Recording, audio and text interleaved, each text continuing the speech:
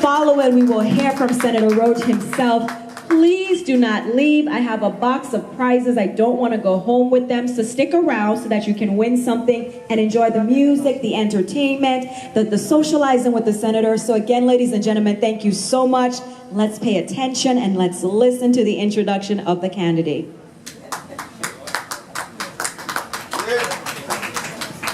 We say, yeah, yeah. Yeah. To God be the glory. Great things he has done. And when he brought Victor and Iona Roach together, they produced this tree, the mahogany tree. And those of you who don't know what's a mansiport, in the Virgin Islands we call it Mami. It's a mansiport tree, Senator. They know? Oh.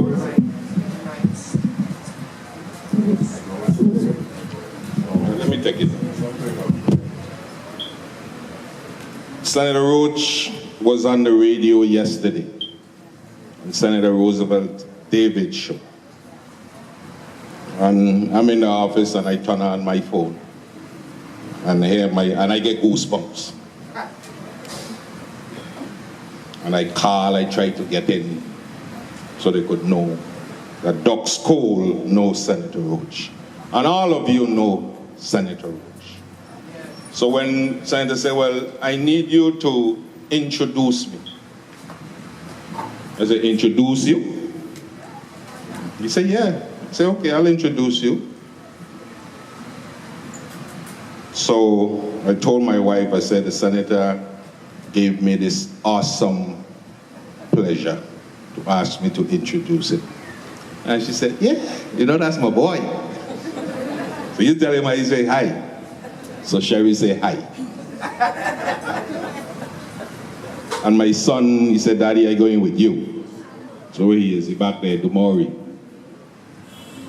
Now, I'm not going to stay long because I know the senator is going to speak, but I just want to show you how the spiritual gentleman who just spoke speak of a plan and the creator and his plan. Senator Roach and I go back over 40 years.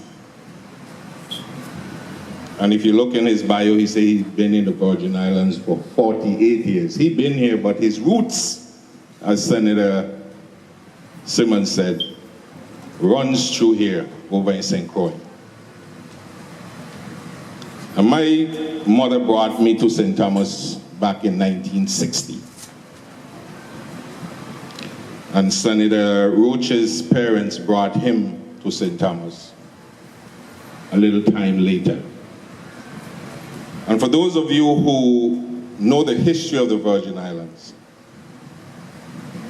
immigrants from the Eastern Caribbean, or basically only those from the Eastern Caribbean they used to say, because those who came from India and every place else, they were not considered as we were. And the school system, the educational system here in the territory, did not allow for children of bonded aliens to go to public school. There's a court case in St. Croix, and one of my favorite judges, the great, late, married Christian, adjudicated that if they pay taxes, their children should go to school. So, I think it was Governor Evans, right? Had to provide for those of us who were brought here by our parents public education. And they opened a school down at the Gramboko Inn. The Gramboko down there. And we started our public education at Gramboko. Before that, I used to go to Bentley Thomas School, up Hospital Ground. And I think Tregenza used to go to the Seventh-day Adventist School. And as fate would have it, we ended up in Gramboko. And that's where I first met the great man, Tregenza Roach. And I can tell you the names they used to call us down there. Kind of school and where they come from and all those things. But the fact remains is that we know in every society, sociologists tell us that there are those groups that you want to look down on. The Bible tells us the stone that the builders refuse become the head cornerstone. And the education that we received at Gramboko School set the foundation for this young man you see before us. Public education. And my teacher was Paul Hoffman. Anybody know Paul Hoffman? Yeah. Paul Hoffman was my teacher, 6th grade. You guys remember the Carib gas fire? Yeah. We were down there when the steel went up in the air. So I'm saying that to tell you that we are grounded. And I know this man. And we graduated from the Charles High School. No disrespect for those who graduated from the great Ibana Idora Ken High School.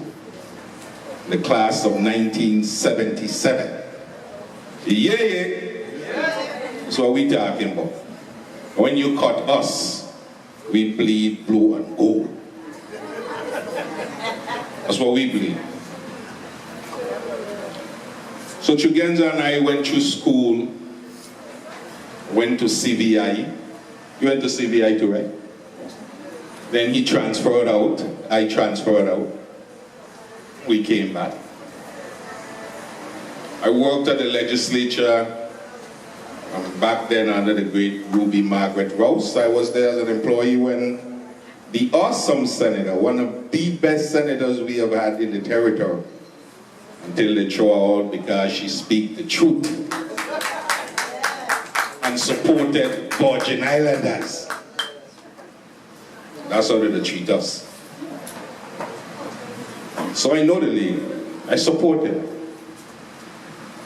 Worked there for years and followed my classmates' career. Came back, he was working at the Daily News, author, writer, represented us. And then could you imagine? Status for the Virgin Islands, Constitution for the Virgin Islands. Who talking? Mr. Roach. And it's because of his acumen, because of his knowledge and his understanding and the calm demeanor that you have heard here tonight, that he can sit and represent the Virgin Islands. So Senator Roach, as we said, and the young man said, aspired to be in the legislature. This is a calling. And I know he resisted that calling for a while, because we've spoken about it. But then he threw his hat in the ring. Then he came up with the Roach approach. That's a brilliant politician. Brilliant. Me, I was Donald Ducks Cole, so they know me as Ducks, quack quack. You can't forget that. When you walk in the poll, they say, I'm going to get a boy Ducks a vote. So they see the Roach approach.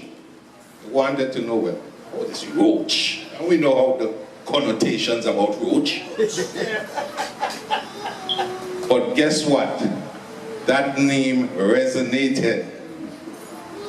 And when the people went in the polls, guess who they were voting for? Roach approach. And I was fortunate to gotten re-elected to the 30th legislature along with my classmate, my friend, And it was truly an honor. And I'll tell you what, I can tell you I have seen the politicians, well, elected officials, come through the legislature. And I can tell you, because I studied them, what they were going to say and how they were going to vote. Because I know them. Then when Senator Roach came, I was glad, that's my friend, you know, but I was glad I was speaking after him. As researched as I am, he is more researched. I have not seen a senator in my tenure, and we have had some great ones. We had the great Roach, the great Roach, in terms of research and presentation as this young man. And his staff that he has around him, little staff, they ain't got much, he in the majority and get all the money like those of us with the majority.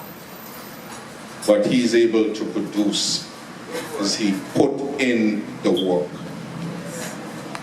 And when Senator Roach gets a bill, he comes to the floor. I want you guys to understand. He is meticulous.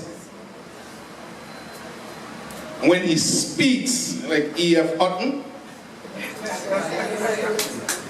believe me, everybody listening, because they want to hear what Senator Roach is going to say. What is his approach to this piece of legislation? And as some individuals who spoke before said, he researched it. He worked with the VI code. He has the legislation. He could tell you where every comma is in the law. When he finished telling you, the man looking around, Jesus, I didn't know about that. I didn't know that was there. I didn't know that was there. That's the senator that we have. And we thank God for him. When I got voted out of office, I felt a little way because I really wanted to continue serving with this senator. So blame Senator Harrigan. That's my boy too. Because when you represent the people, you have to make tough decisions, unpopular decisions. He does it. And he does it based on the knowledge that he has gleaned. So he doesn't have to put his finger to his mouth and blow and see where the wind blows. When he